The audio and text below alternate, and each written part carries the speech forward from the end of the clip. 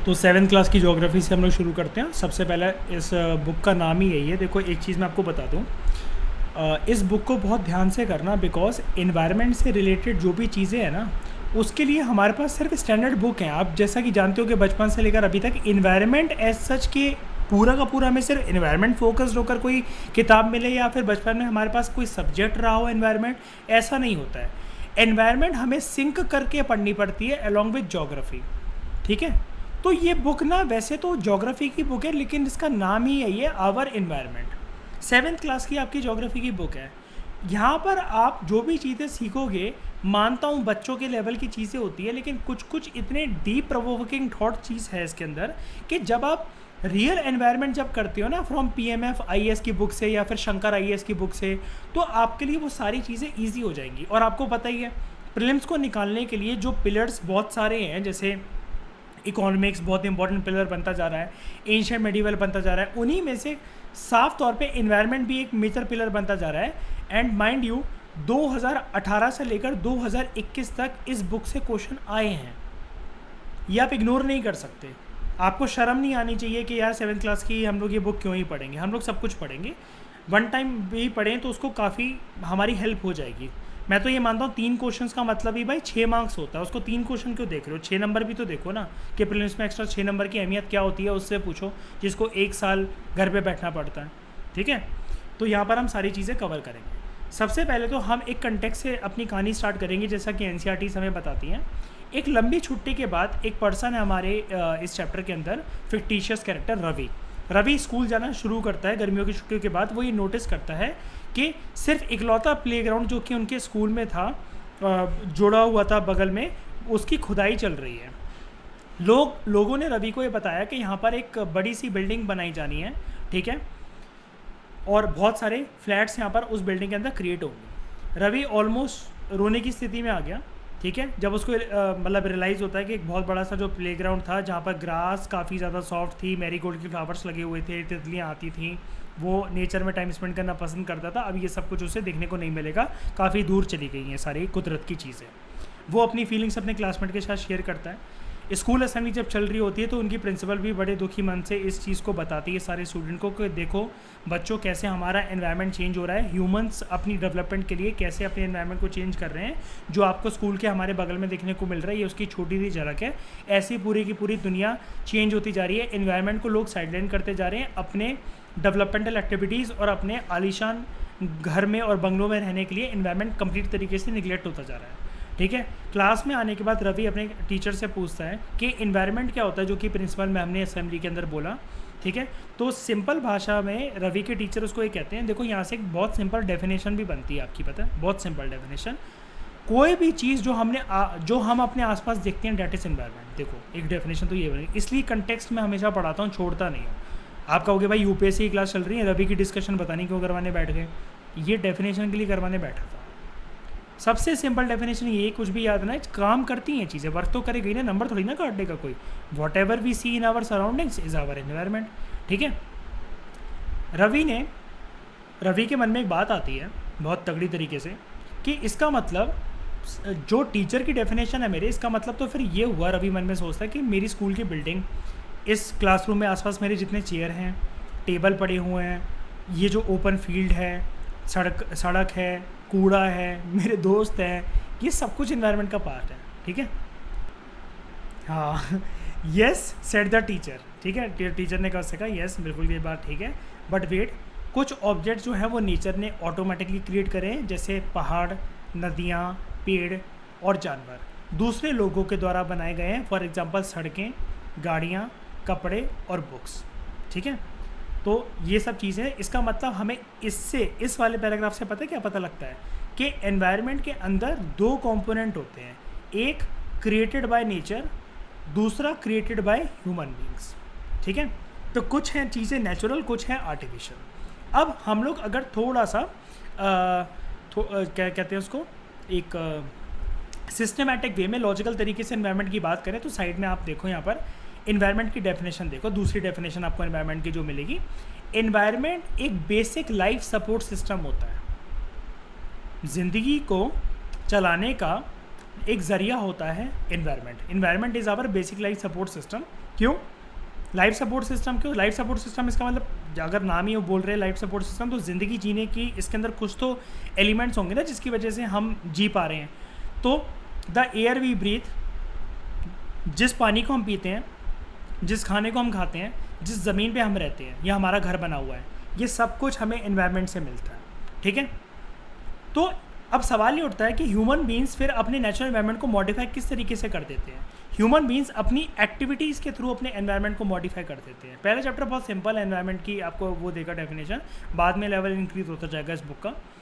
Car से जो fumes निकलता है वो हमारे एयर को पॉल्यूट करता है, जो कि आपको पता है कभी कभार एयर पॉल्यूशन और स्मोक की फॉर्म में निकलता है। ठीक है, वाटर अगर एक पॉट के अंदर कलेक्ट होता है, ठीक है, तो आपको पता है, अब आप कहोगे ये एनवायरनमेंट को कैसे चेंज हो सकता है यहाँ पर जाके, तो आपको पता है सड़े हुए पानी के अंदर मस्कीटोज पनपते हैं, लाइक एडीज इजिप्टाई मॉस्किटो, जिसकी वजह से डेंगू मलेरिया जैसी गंभीर बीमारी हो सकती हैं और हेल्थ इंफ्रास्ट्रक्चर कोलैप्स कर सकता है।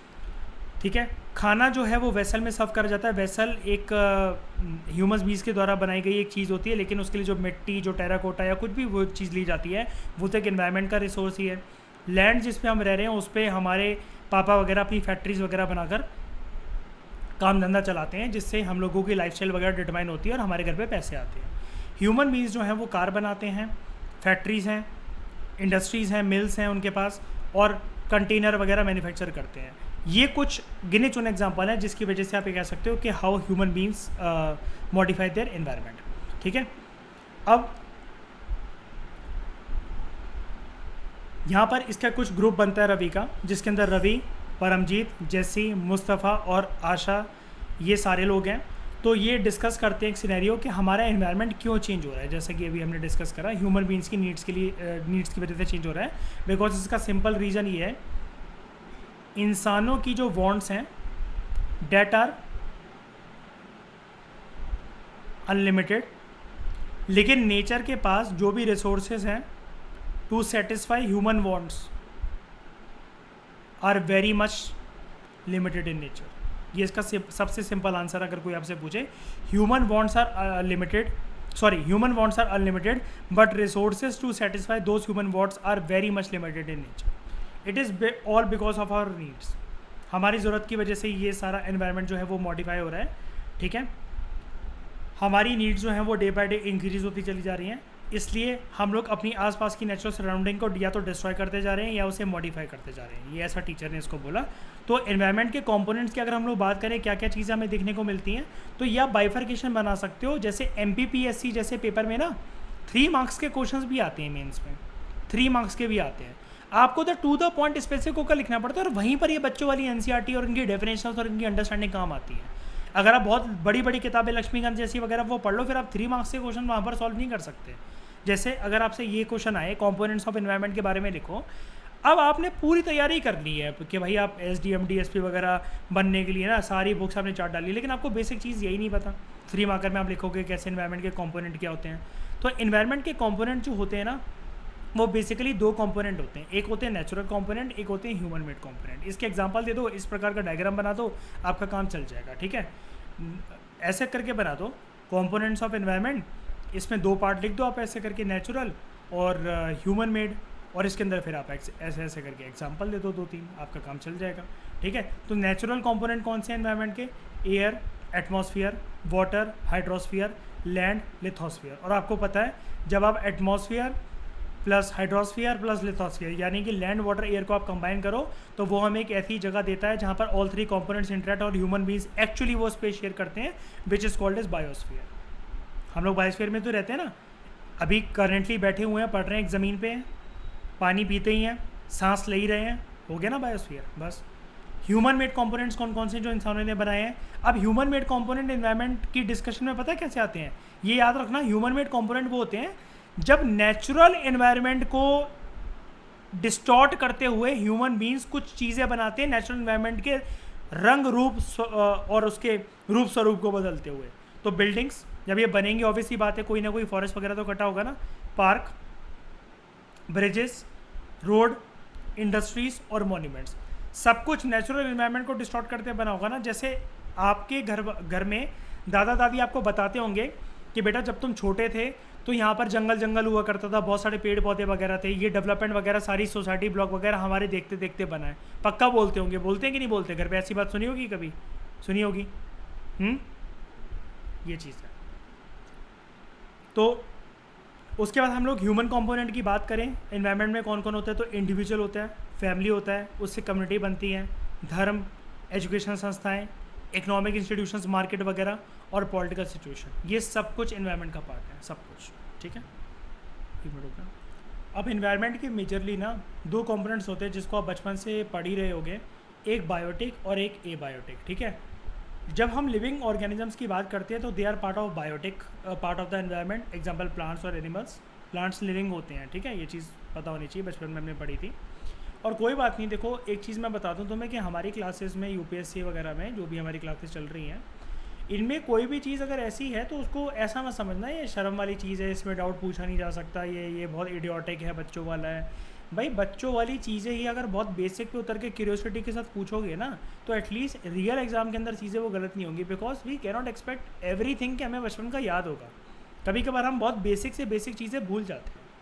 ठीक है, तो वो चीज़ हमें एक्सेप्ट करनी चाहिए, कोई बात नहीं। ठीक है, abiotic component, world of non living elements is part of abiotic component, example land. ठीक है, तो ऊपर वाली कन्वर्सेशन से साफ जाहिर है कि जो प्लेस, पीपल, थिंग, नेचर वगैरह सब कुछ जो है जहाँ पर एक लिविंग ऑर्गेनिज्म रहता है वो उसका एनवायरनमेंट है। ये देखो तीसरी डेफिनेशन आपको मिल गई, जो मर्जी चाहे इस चैप्टर से जो डेफिनेशन लिख देना। तो आप ये कह सकते हो कि anything which is surrounded by living organism like place, people, things is called environment. Environment एक कॉम्बिनेशन होता है नेचुरल और ह्यूमन मेड फिनोमिना का। नेचुरल एनवायरनमेंट को हम लोग बायोटिक एनवायरनमेंट भी बोलते हैं, और ह्यूमन मेड कंपोनेंट को हम लोग बोलते हैं एबायोटिक कंपोनेंट ऑफ एनवायरनमेंट। ठीक है,